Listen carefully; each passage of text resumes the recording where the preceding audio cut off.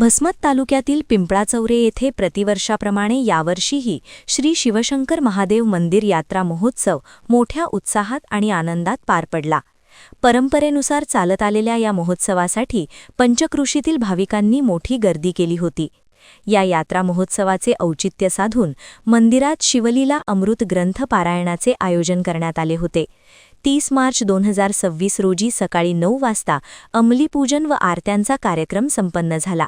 यात्रेचे मुख्य आकर्षण असलेल्या कावड व काठी उत्सवात पंचक्रोशीतील सर्व गावकरी मंडळींनी रात्री मोठ्या उत्साहात सहभाग नोंदवला। या सोहळ्याला भजनी मंडळ, गायक आणि वादक यांनी आपल्या सुंदर गायनाने भक्तिमय जोड दिली।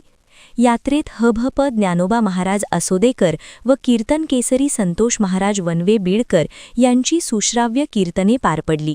यात्रेनिमित्त मिठाई, खेळणी, पाळणे, भांडी आणि कटलेरी अशा विविध दुकानदारांनी परिसरात मोठी शोभा वाढवली होती।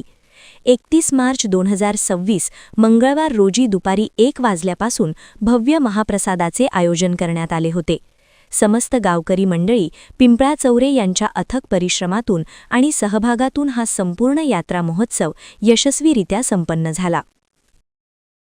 आणि या सर्व पंचक्रोशीतील माऊगाव असो, लहान वाघाडी, सारोळा, हैदनगर, भस्मत, पूर्णेपासून आणि आपल्या 2-3 जिल्ह्यातले लोक आपल्या महाराष्ट्रातील म्हणलं तरी चालत असं आपल्याला म्हणायला हरकत नाही।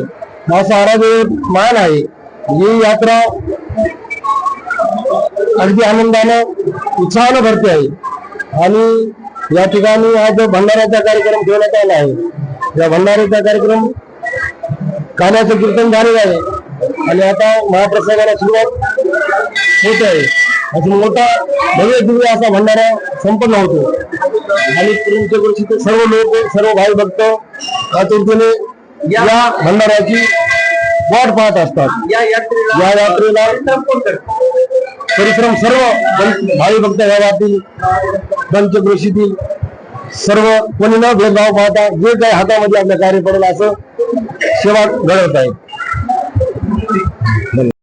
कार्यक्रम म्हणजे फार हजारो वर्षाच्या परंपरेपासून चालत आलेला आहे आणि या कार्यक्रमाला सर्व गावकरी मंडळी मोठ्या उत्साहानं आजूबाजूचे पंचक्रोशीतील 25 गावकरी मंडळी या ठिकाणी जमतात, काठ्या घेऊन येतात, काठ्या नाचतात। हा कार्यक्रम म्हणजे कुठेच नाही असा कार्यक्रम या ठिकाणी होते, लहान मुलापासून तर वृद्ध माणसापर्यंत। माझं वय आज 60 वर्ष असलं, मला कळतंय तसं हे कार्यक्रम पाहतो। या कार्यक्रमाला कुठेही कशाची कमतरता पडत नाही, सर्वांचं खूप मोठं योगदान आहे। असा उत्साह या ठिकाणी गावकऱ्यामध्ये, तरुण मंडळीमध्ये, महिला मंडळीमध्ये, सर्व पंचक्रोशीतील मंडळीमध्ये खूप मोठा उत्साह असते। नेमकी या मंदिराची काय? हा भगवंत महादेव म्हणजे नवसाला पावणार आहे आणि आमच्या गावातली अशी परंपरा आहे की मी 60 वर्ष झालं, आमचे मोठाले जे पूर्वज सांगित होते, मोठ्या महादेवाला आमच्या गावातून मंडळी जात नाहीत, कारण हा मोठा महादेवाचं स्थान या ठिकाणी। एवढं मंदिर म्हणजे हे या ठिकाणी हे शिववर्ण जागृत देवस्थान असणार आमचं हे महादेव मंदिर आहे। या निमित्ताने इथं सत्याचं सुद्धा आयोजन तर असते आणि भंडाऱ्याचा कार्यक्रम हा अखेरच्या दिवशी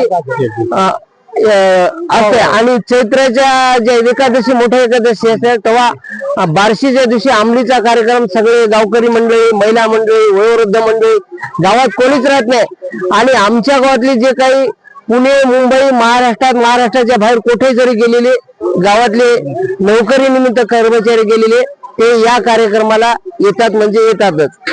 हा त्याच्यामध्ये उत्साह असते। एवढी श्रद्धा गावकऱ्यांची आणि या पंचक्रोशीतील मंडळीची या भगवंतावर आहे, एवढी भगवंताची सुद्धा कृपा आहे आणि देव आमचा हा नवसाला पावणार आहे। देव सगळ्याला घेऊन म्हणजे देवाच्या याच्यामुळे आमचं गाव सगळं गुन्हे गोविंदाना आणि गावकरी मंडळीच्या वतीनं आणि काही पंचक्रोशीतील मंडळी सुद्धा या कार्यक्रमाला सहकार्य करतात। या परिसरात हा प्रशासनाकडून आमच्या इथं चांगला रोड आणि एक मोठा कॅनोर पुलाची एक सुद्धा अपेक्षा आम्हाला प्रशासनाकडून हो अशी आमची अपेक्षा आहे, एक मोठ्या पुलाची। आणि या ठिकाणी इथून एक रोड रेणकापूर लहान लोणला जोडल्या जाव, इकडच्या लोकांचे उत्सव येतील आणि देवस्थानाला सुद्धा खूप मोठं सहकार्य होईल अशी आमची एवढी एक अपेक्षा आहे. आणि ह्या कार्यक्रमाला पूर्ण सगळ्या साखर कारखान्याचं सुद्धा योगदान लाभत असतं.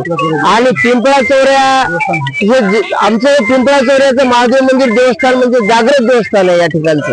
हा, आणि त्याच्यामुळं सर्व पंचक्रोशीतील लोक, सर्व बाहेर गावाला गेलेली सर्व मंडळी या कार्यक्रमानिमित्त या ठिकाणी जमतात, गाठी भेटी होतात. यावर्षी हरिभक्तपरायण संतोष महाराज वनवे बीडकर यांचं या ठिकाणी कीर्तन मोठ्या उत्साहात झालं. ज्ञानोबा माऊली महाराज आसोंदेकर यांचं सुद्धा कीर्तन या प्रसादानिमित्त झालेलं. हर हर महादेव. प्रतिनिधी नंदू परदेशी, NTV न्यूज मराठी, वसमत, हिंगोली.